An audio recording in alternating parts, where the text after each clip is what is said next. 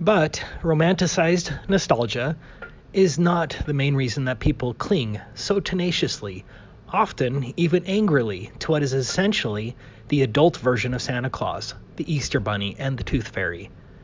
What primarily motivates them is fear, but it is not the lie itself that scares people. It is what the lie says about the world around us and how it really functions.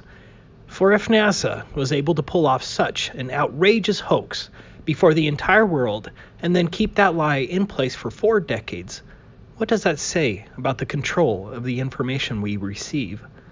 What does that say about the media and the scientific community and the educational community and all the other institutions we depend on to tell us the truth? What does that say about the very nature of the world we live in? This is what scares the hell out of people and prevents them from even considering the possibility that they could have been so thoroughly duped. It's not being lied to about the moon landings that people have a problem with. It is the realization that comes with that revelation. If they could lie about that, they could lie about anything. Dave McGowan, wagging the moon doggy. Thank you, everyone, for allowing me to speak today on the phony moon landings and space fakery. Now, I've put out quite a few videos on the moon landings hoax and space fakery, presenting a myriad of proofs, evincing that we've been lied to about pretty much everything related to space. If you are on the fence, I hope that I may present enough evidence here today that you'll go out and conduct your own investigation. At the very least, I can maybe point you in the right direction. I find it interesting how our affinity with space has become so strong that I would dare say that people love space, and that love is so blinding that they will deliberately not face the obvious adultery taking place behind their backs. I don't understand the willfully blind person. Hey man, I have pictures proving that she's lying and cheating on you. I don't want to see that. Get away from me. She'd never do that. Our love is too strong. I can't compete with that level of indoctrinated space love.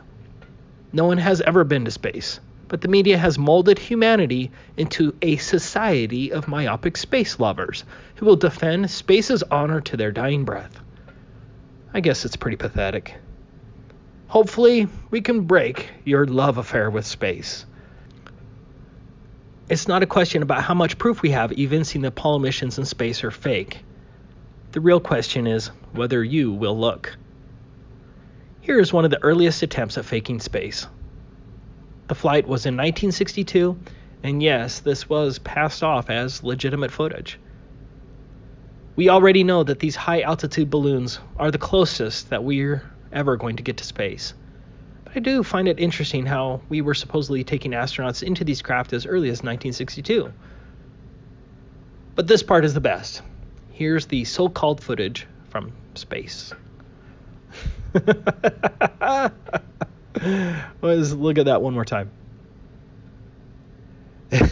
you know there's some shill liar out there somewhere trying to defend this footage. It's refraction that made the star appear through the moon. And that's why the footage looks like it was taken from the Twilight Zone television show.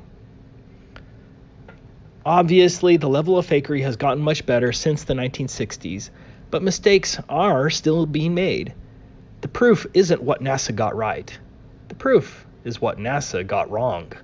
Because if NASA faked any of it, then we rightfully should assume that NASA faked all of it.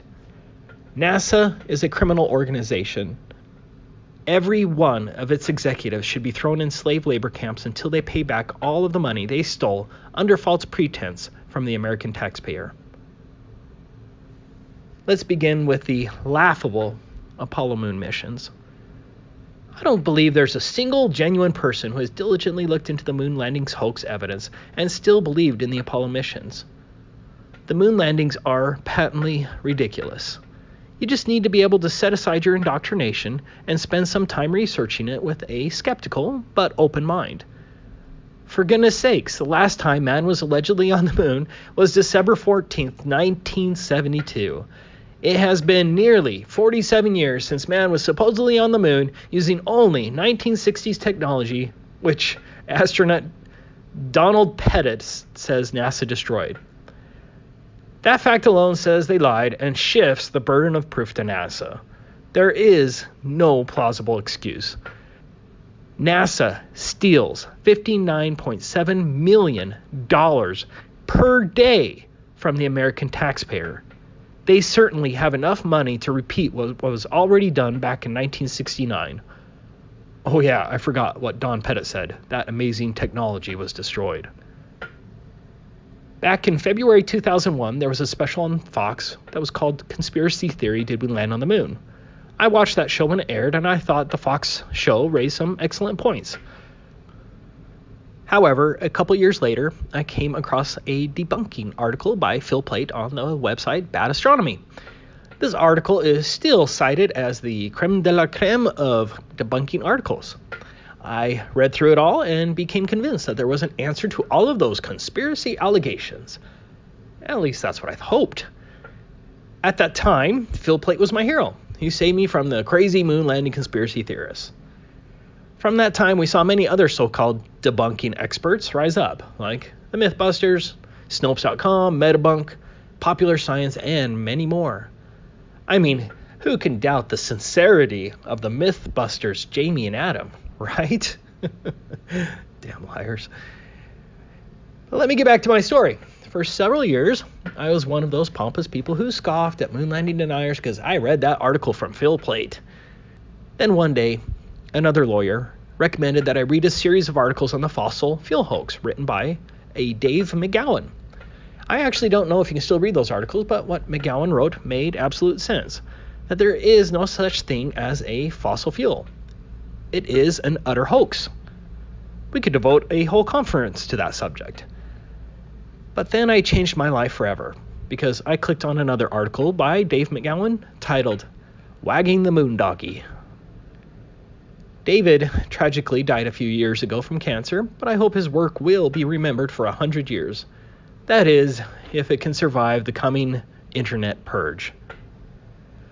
I highly recommend you read the entire Wagging the Moon Doggy series while you still can. And if you prefer, I have the full narration on my YouTube channel. You can ignore everything I say here, but please, go read the Wagging the Moon Doggy series because it is awesome. I'm going to cover many of the points made by David McGowan, but I can't compete with his humor. Even though he believed in space, McGowan was brilliant. But above all else, David introduced me to these two laughable Apollo photographs that destroyed the NASA moon landings forever for me. I certainly didn't see these photographs on Phil Plait's website or on the Mythbusters. This here is the official lunar lander. When I usually show this to people, they automatically think it's a joke. No, seriously, this is an official photograph of the Apollo lunar lander, and you have to be a damn idiot if you don't see how ridiculous this is. Fortunately, they took a close-up photograph as well. Curtain rods, aluminum foil, tar paper, scotch tape, some useless abstract art sculptures that do nothing but look spacey, and some very poor construction. Look at the paneling. It's a disaster. If someone sheetrocked your basement like this, you'd demand your money back. But this is supposed to be an amazing spaceship constructed by the best engineers and scientists. It's absolute garbage. A shameful prop made by a high school drama club. Looking at the photographs side by side, it's unbelievable to me that they got away with this for so long. Are academics, scientists, and engineers so institutionalized that they can't see how absurd this is? It's incredibly stupid. I'm sorry, but this is not a spaceship, so this brings me to proof number 1, the lunar lander joke. There are so many problems that this entire presentation could be on the lunar lander. The first huge problem I want to discuss about the lunar lander is the fact that it was never flown on Earth. Not even once. Please go and try to find a video of astronauts getting some flight time in this piece of junk. Just think about it. This drama prop was never, even allegedly, flown by an astronaut on Earth in front of a camera. In fact, besides NASA's alleged dubious pictures in space, there is zero proof that this alleged vehicle could actually fly. This comical contraption, after traveling 234,000 miles in space, supposedly fell from lunar orbit at 4,000 miles per hour, and this difficult maneuver was never practiced. The lunar lander landed in poor visibility on very rough, crater and boulder infested terrain that was all the same Portland cement color. Just imagine how easy it would have been to hit a boulder or fall into a crater when you only have these small windows flying over terrain that all looks like Portland cement. This difficult type of landing was never practiced. The lunar lander ascent stage then supposedly blasted off the moon, again achieving 4,000 miles per hour to rendezvous up in space with a spaceship that had been orbiting the moon dozens of times. Again, this maneuver was never practiced on Earth. Here is Armstrong flying one of the much smaller so-called training vehicles in optimal conditions. In this vehicle, he has full visibility and there is no rough terrain. The accident almost killed Armstrong, but he wasn't alone. 3 of the 5 training vehicles crashed, and the training vehicles were much smaller, had much better visibility, were flown in optimal conditions over runways in daylight, were never flown in situations similar to what would be experienced on the moon, and still 3/5 of the training vehicles crashed. That is not a good safety record, and these were far simpler craft.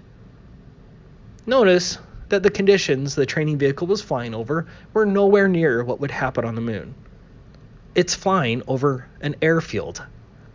You'd think that NASA would want its astronauts trained to fly in low visibility over rough, rocky terrain so that its astronauts would have practice not hitting a boulder or falling down a crater.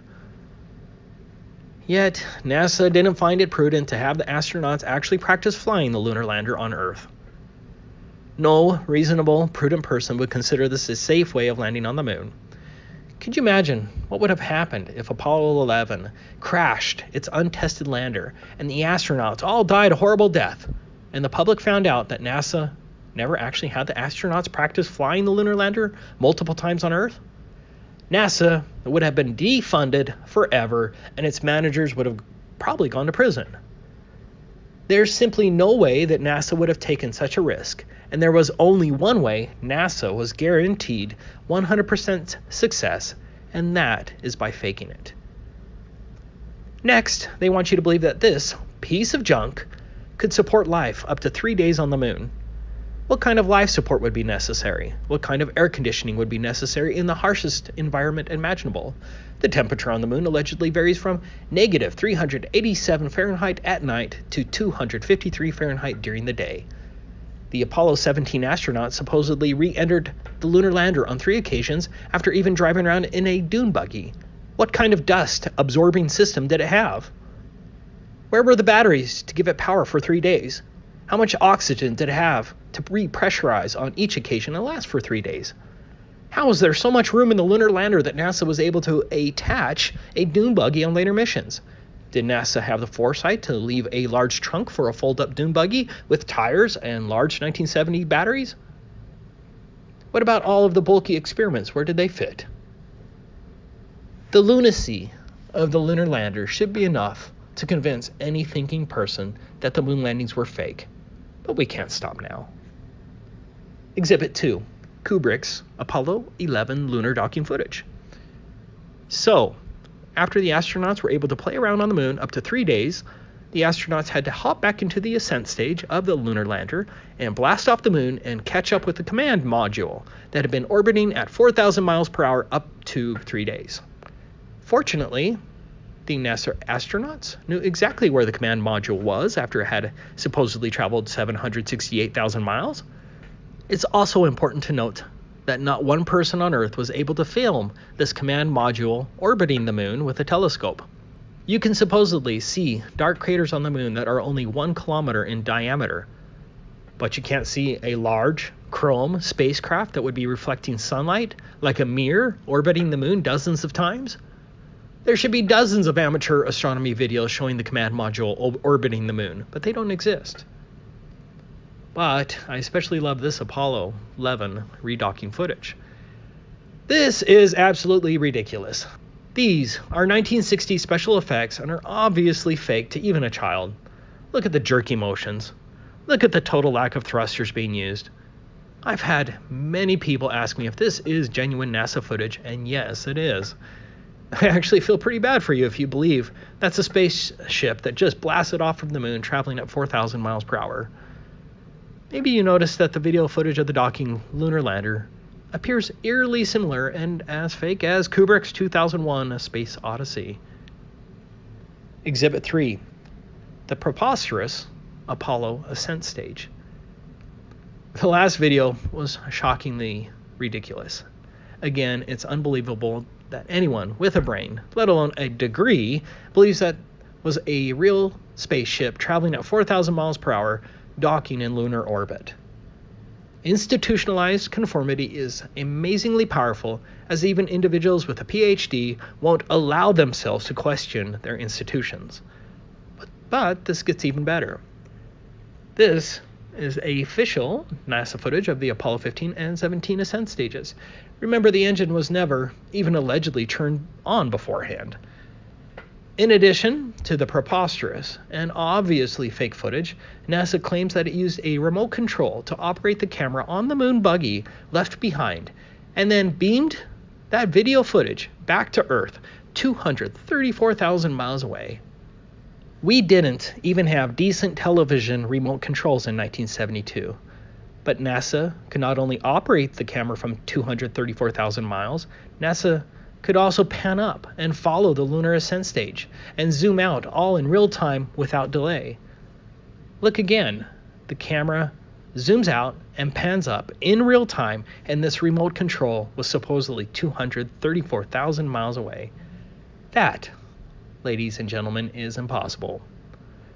Does anyone here actually think this looks real? One other thing, notice that there is no thrust from the nozzle. Yes, there should have been a huge flame and obvious light source from the nozzle. Exhibit 4. No blast crater and no scorching. This is a 7,500 pound thruster. Look at its power. Look at its heat. Look at the light it creates. Look at the dust it kicks up. And yes, the Apollo astronauts claim that its lunar lander also kicked up dust, and the phony footage shows the same. The Apollo lunar lander had a bigger thruster at 10,000 pounds. Obviously, the 10,000 pound thruster failed to displace or scorch any of the lunar soil. In one case, you can see the nozzle is actually bent as it collapsed on the surface. The nozzle is literally buried in the ground, and still it did not affect the lunar soil. It's very clear a crane sat this lunar lander down on the soil. There was no rocket. Exhibit 5. The marionette astronauts. I already touched on this in my last video, but the evidence is compelling. The astronauts were dangling from wires, and you can see it multiple times. This video proves that the astronauts did dangle by wires. There really isn't much more to say then. How in the world do you believe in this nonsense? Exhibit 6. The unmistakable Apollo movie backdrop. You can clearly see the use of 1960s movie artificial backdrops here. It's obvious. The backdrop lines are visible throughout all the missions. In this case, you can even see the carpet used to blend in with the backdrop.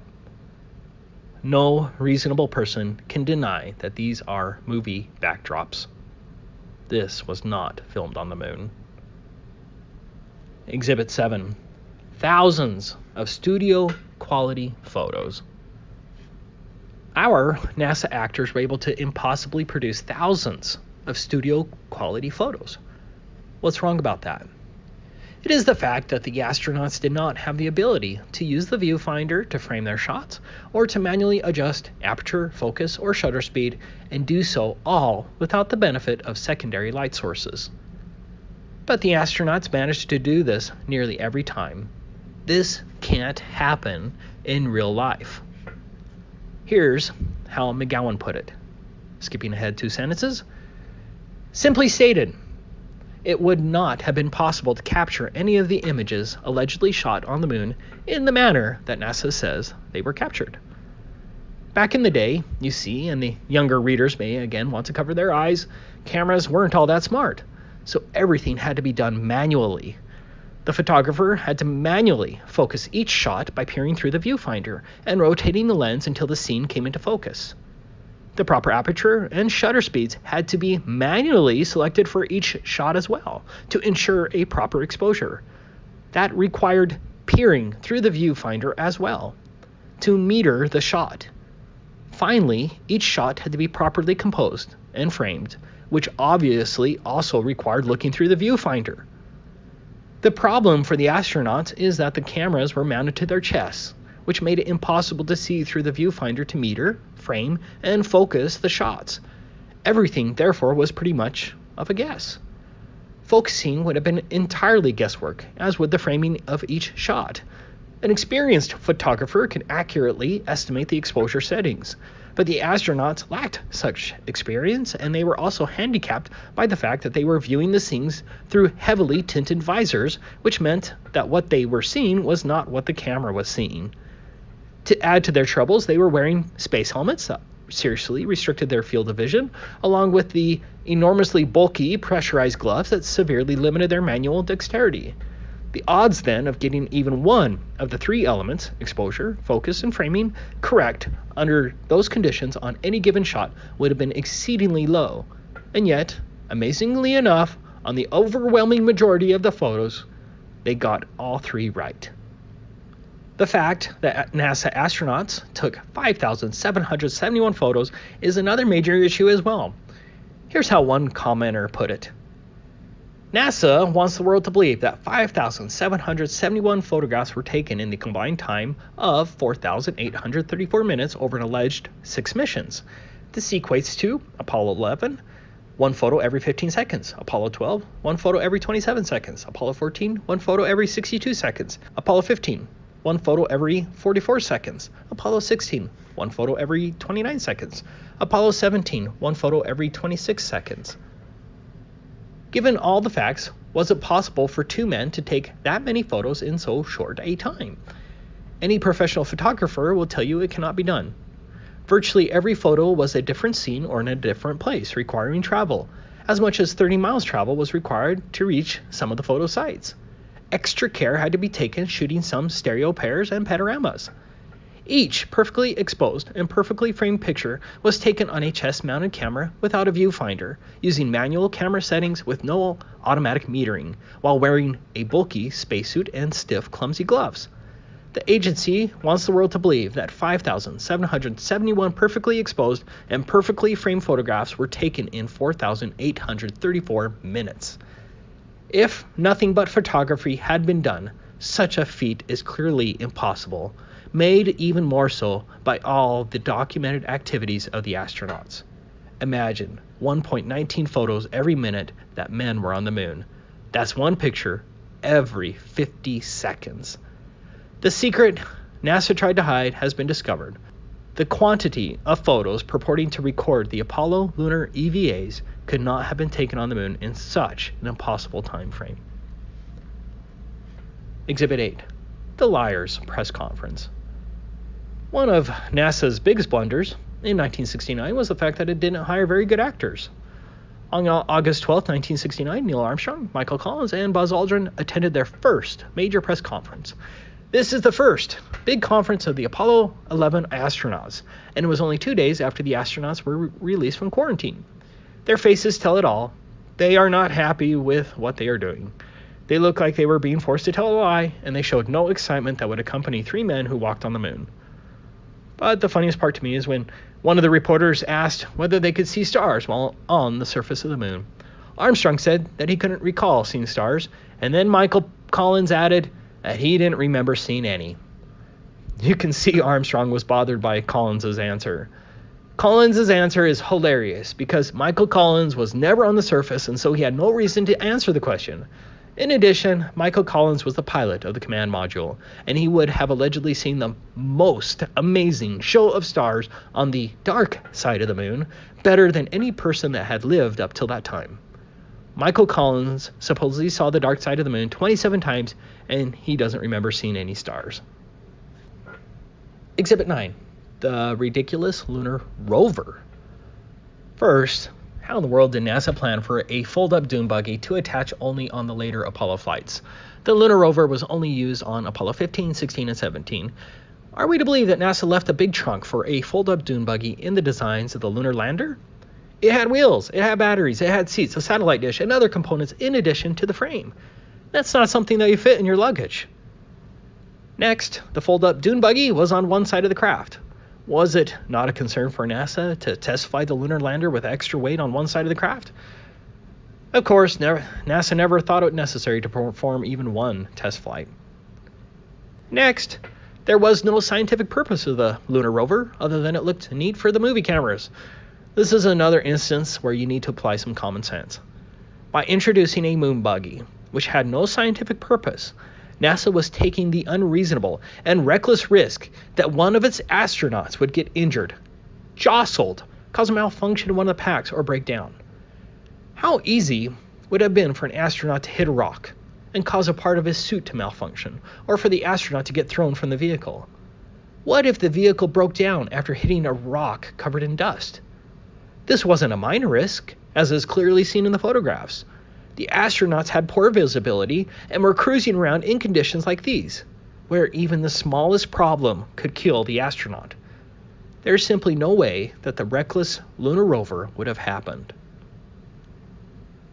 What's even more funny about the lunar rover is the fact that it really looks like it was just a remote-controlled car with an action figure. The astronaut never moves from his uncomfortable position. But even more damning is the fact that many times the rover didn't produce tracks, or produce tracks in strange ways. Here is a sampling of photographs of the strange and missing rover tracks.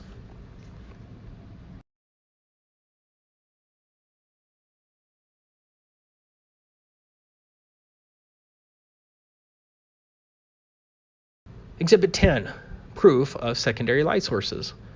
Of course, NASA could have easily filmed the Apollo movies with just one light source, but NASA needed those thousands of studio quality photos, and so NASA did use other light sources.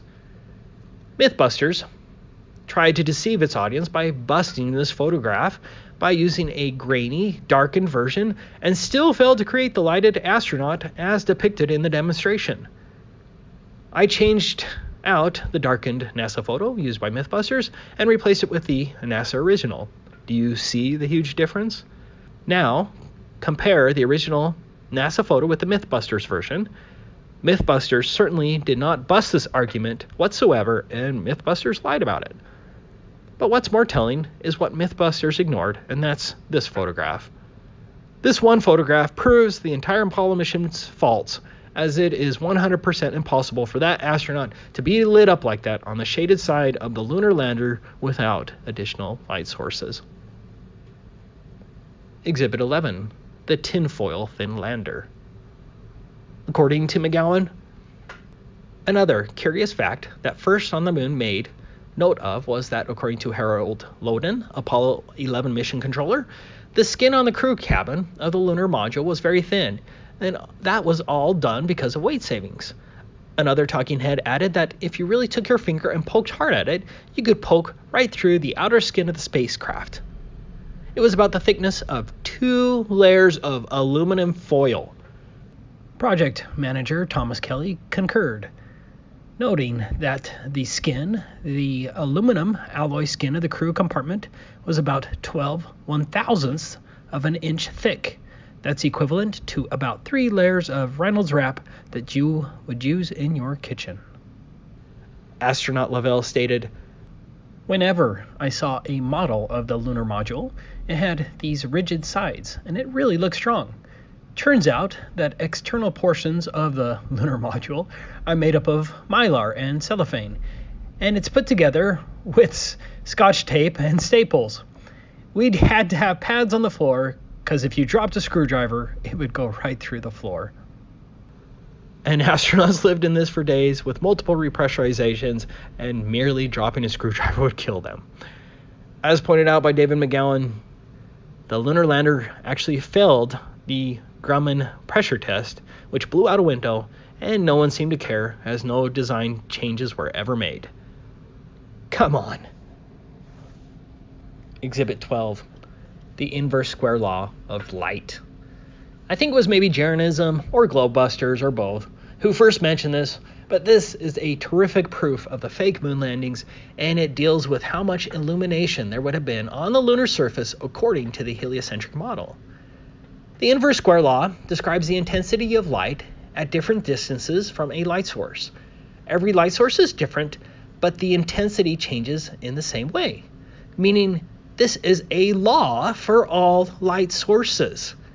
The intensity of light is inversely proportional to the square of the distance. This means that as the distance from a light source increases, the intensity of light is equal to a value multiplied by 1 divided by d squared. Here are the simple equations. As an example, if you place a 100 lumen bulb in a floodlight that shines on only 1 square meter of surface, that surface will be lit at 100 lux. However, if you back the floodlight away to shine on 4 square meters, the surface is now lit with 25 lux. The full moon, which is supposed to be reflecting sunlight, has an illuminance up to 1 lux on the Earth's surface. That's not substantial, but a full moon has enough illuminance to read from it here on Earth.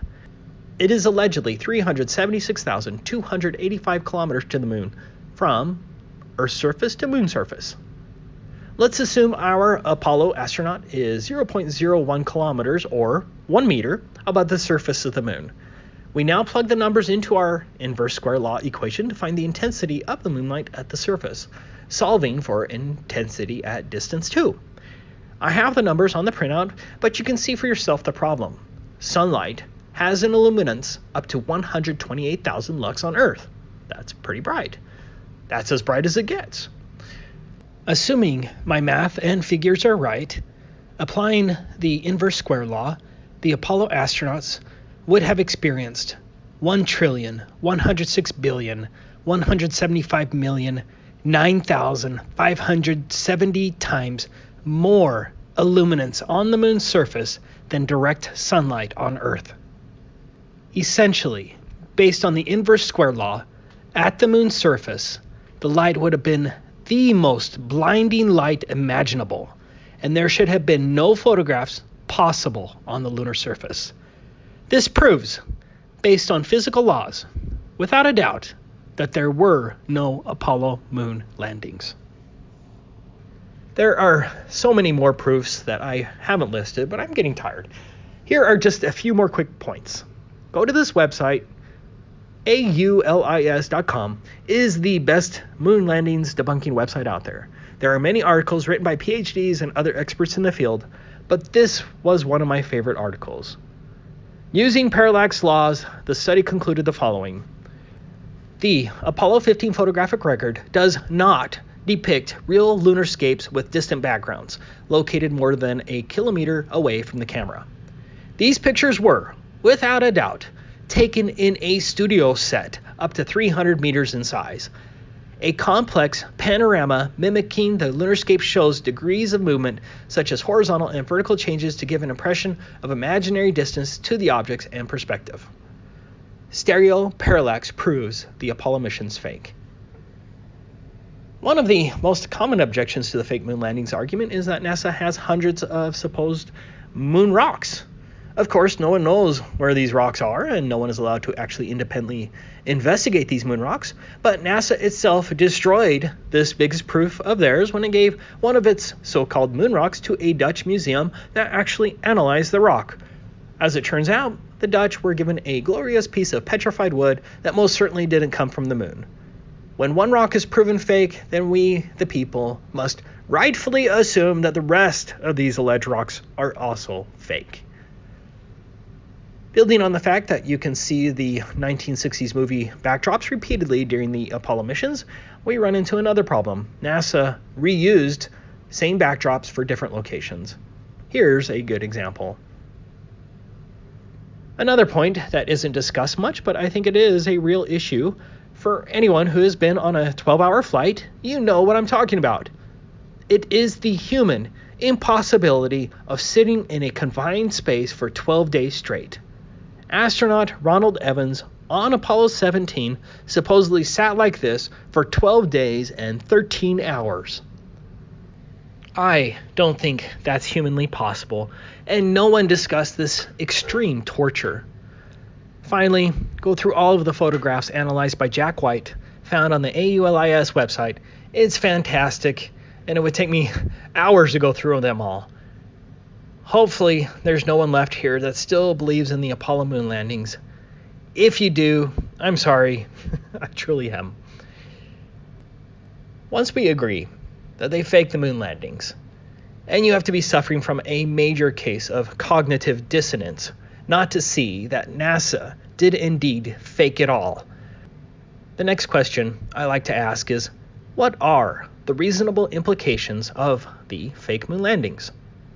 Here are my 10 implications.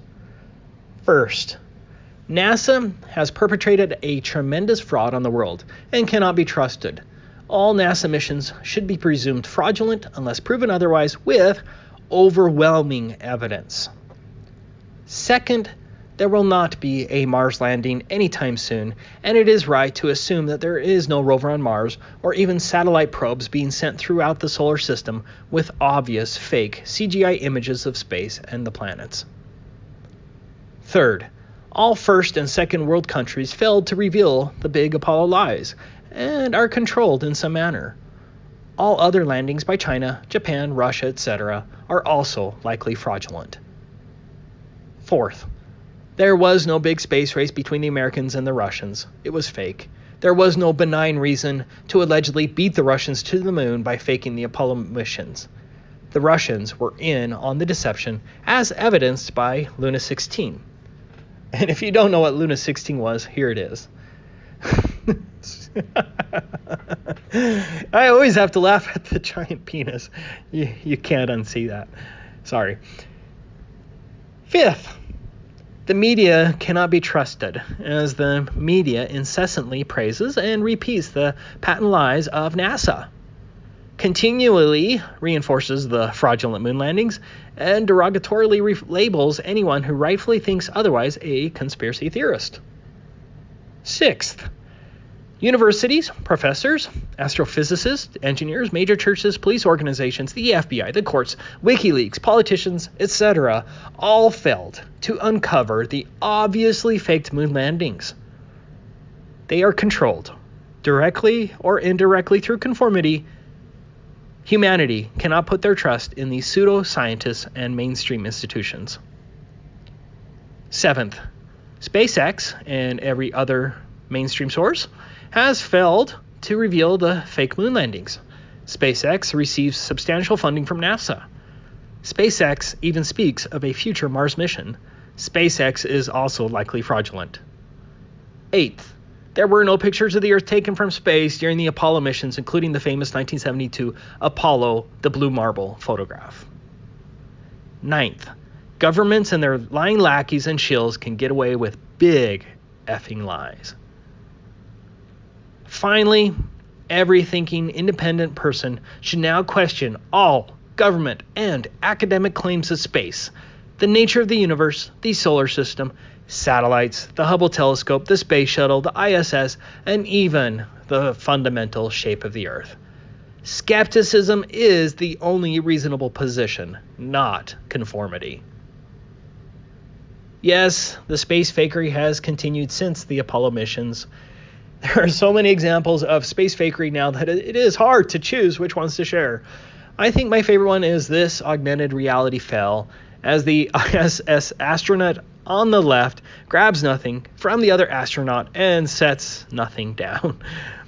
I love the guy in the background that is zooming around here on a harness back and forth. This wasn't a good day for NASA. And I think I just caught a new mistake. Maybe someone else has already pointed it out. But do you remember this disappearing astronaut? It's a continual shot. And so the naysayers can't claim that it's just splicing two clips together. But here's a similar one, just not as obvious.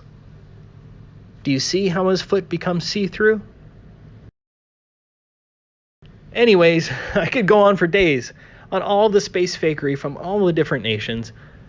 Unmistakable, permed hair that flows nothing like it should in a zero-G environment. Bubbles in space, repeated CGI mistakes.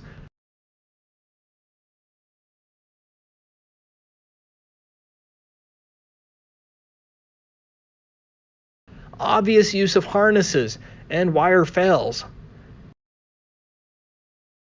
evident use of blue screen technology, the reckless playing with water, the fact that the ISS was never assembled on the ground for extensive testing before it went into space, the impossible longevity of the valves and seals in space, a mistaken reflection of a cameraman off of a cosmonaut's visor, etc.